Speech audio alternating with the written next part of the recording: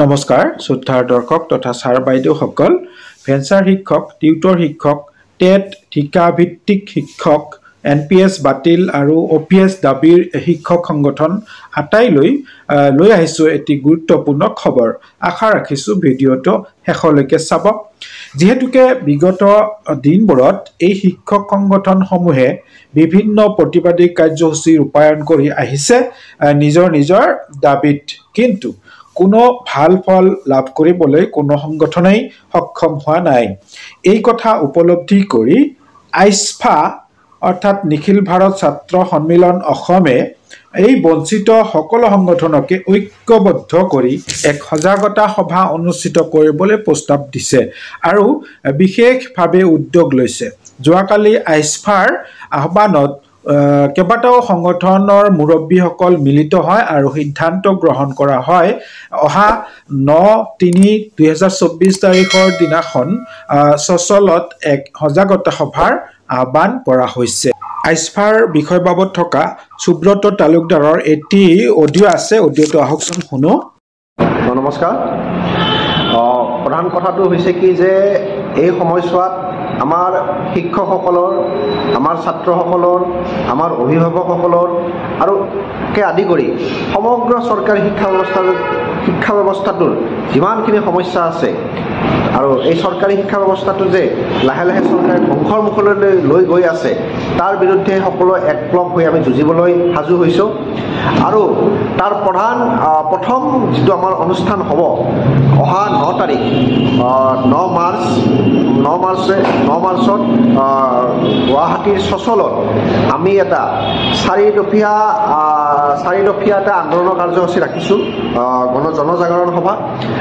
প্ৰথম দাবীটো হৈছে কি যে একত্ৰীকৰণ ৰাষ্ট্ৰীয় শিক্ষানীতি অনুসৰি একত্ৰীকৰণৰ নামত স্কুল কলেজৰ বিলুপ্তিকৰণ বন্ধ কৰা অপ্ৰাদেশিকৃত স্কুলসমূহ অতি সোনকালে 2017 চনৰ আইনৰ সংশোধন ঘটাই প্ৰাদেশিকৰণ কৰা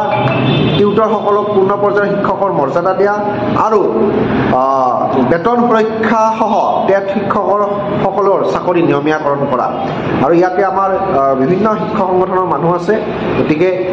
মই এইটোৱে আহ্বান জনাইছোঁ যে 9 তাৰিখে এই দাবীৰ সমৰ্থনত আপোনালোকে সচললৈ ওলাই আহক এতিয়া আহক আন এটি অডিও শুনো সদৌ অসম প্ৰাথমিক শিক্ষক সন্মিলনৰ সম্পাদক ৰাতুল গোস্বামী ছাৰৰ এটি অডিও আছে অডিওটো আহক শুনো নিশ্চিতভাৱে এয়া একত্ৰিত হোৱাৰ সময় আৰু ৰাজ্যৰ শিক্ষা ব্যৱস্থা বা দেশৰ শিক্ষা ব্যৱস্থাক যদি আমি শক্তিশালী কৰিব লাগে তেনেহ'লে আমি নিশ্চিতভাৱে সকলো পৰ্যায়ৰ শিক্ষক ছাত্ৰ আমি এক হ'ব লাগিব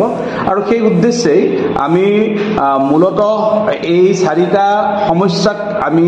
ৰাইজৰ ওচৰলৈকে লৈ গৈ সমাধান কৰাৰ স্বাৰ্থত আমি একত্ৰিত হৈছোঁ আৰু আমি পৰ্যায়ক্ৰমে ৰাজহুৱা শিক্ষাৰ ক্ষেত্ৰত থকা সকলো সমস্যা দূৰ কৰাৰ বাবে আমি একেলগে যুঁজি যাম ইয়া প্ৰাথমিক পৰ্যায়ে হওক বা উচ্চ পৰ্যায়ে হওক আমি সকলো শিক্ষানুষ্ঠানৰ ৰাজহুৱা শিক্ষানুষ্ঠানৰ শিক্ষা ব্যৱস্থাক আমি শক্তিশালী কৰাৰ কাৰণে আমি কাম কৰিম সেইবাবে অহা 9 তাৰিখে যি কাৰ্যসূচী ইতিমধ্যে হাতত লোৱা হৈছে এই কাৰ্যসূচীত সকলোৰে আমি সহায় সহযোগিতা আৰু অংশগ্ৰহণ কামনা কৰিম আৰু অডিও আছে টিউটৰ শিক্ষক টেট শিক্ষকৰ মুৰব্বীসকলো আছে তেখেতসকলৰো অডিও আছে আৰু বহুতৰে কিন্তু ভিডিঅ'টো দীঘলীয়া কৰিব খোজা নাই যি কি নহওক সকলো সংগঠনৰ এই সকলো সদস্যই সক্ৰিয়ভাৱে এই সভাত এই সজাগতা সভাটো সফল ৰূপায়ণ কৰিবলৈ যাতে সক্ৰিয় অংশগ্ৰহণ কৰে তাৰে কামনা কৰি আজিৰ ভিডিঅ'টো ইমানতে সামৰিছোঁ ধন্যবাদ জয়